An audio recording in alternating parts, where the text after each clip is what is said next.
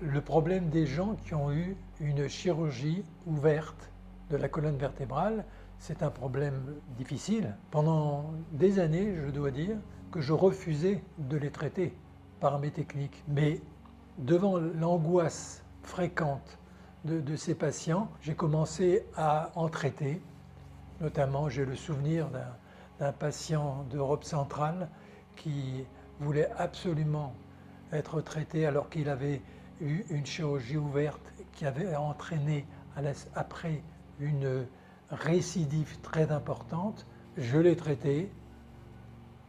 Il m'a envoyé par la suite ses photos en train de faire du ski. C'est un peu lui qui, psychologiquement, m'a amené à prendre des décisions en expliquant toutefois aux gens que je traite quand ils ont eu une chirurgie ouverte que je ne pouvais pas garantir autant le succès complet du traitement, alors que quand il n'y a pas eu de chirurgie ouverte, on peut presque garantir qu'on va améliorer et guérir les patients. Bon, alors quand je me décide à traiter un malade qui a été opéré, eh bien j'utilise les mêmes techniques d'injection de gel, d'injection d'ozone, d'injection désarticulaire et de liposuction. Voilà, donc je refais l'ensemble, une sorte de quadrithérapie avec des résultats très satisfaisants. Il y a un point qui est très intéressant, c'est le fait que les gens qui ont été opérés ont forcément une cicatrice. Et ces cicatrices,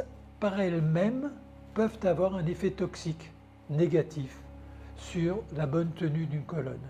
Alors, pour reconnaître cet effet négatif, on se base sur notre méthode clinique de mise en contact avec la main du patient, avec une électrode en cuivre que nous avons décrite dans notre livre.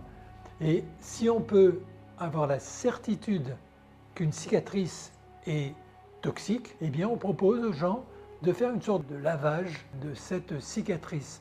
Ce qu'on ramène en nettoyant la cicatrice, c'est un peu de graisse, mais c'est surtout du tissu cicatriciel. On améliore souvent les patients de cette façon-là. On a une jeune patiente tout à fait étonnante, dont j'ai mis les photos dans mon livre, qui avait eu une opération sur la colonne cervicale, opération sous-cutanée, pour enlever un ganglion. Or, depuis l'opération, elle avait une petite cicatrice et elle ne pouvait plus ouvrir la bouche complètement. Elle avait la bouche qui ne s'ouvrait pas complètement. Je la vois en consultation et par ma méthode clinique, j'étais sûr que cette cicatrice était toxique. Je lui ai dit, je ne l'ai jamais fait dans ce genre d'indication, ce genre de patient qui n'a pas eu de chirurgie de la colonne, mais simplement une chirurgie au contact de la colonne. J'ai nettoyé la cicatrice et elle s'est mise très rapidement à pouvoir réouvrir la bouche. C'est curieux, c'est étonnant, mais le plus important, c'est probablement dans toutes ces choses-là de pouvoir prouver cliniquement qu'un site cicatriciel est toxique. Et ça, c'est l'examen clinique qui nous le dit.